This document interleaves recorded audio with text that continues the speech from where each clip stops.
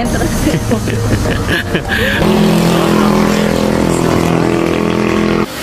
We're here na po, so I hope you guys will enjoy it too. And that's the cabina. And then that's the water.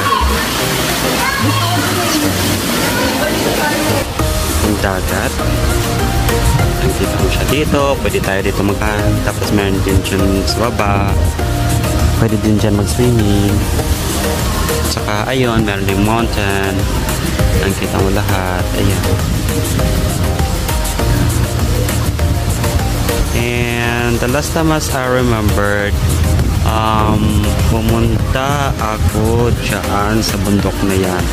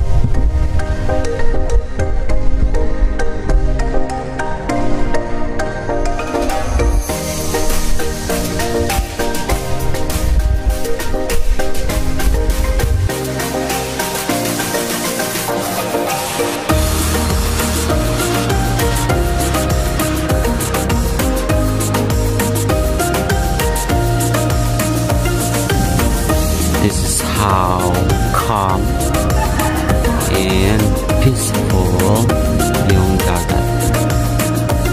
I think dyan ata lalabas yung araw eh. Guys, kasi I think dyan ata lalabas yung araw.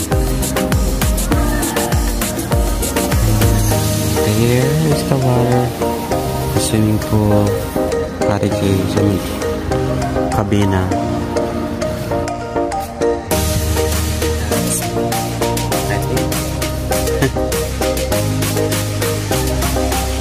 Just enjoying it here kasi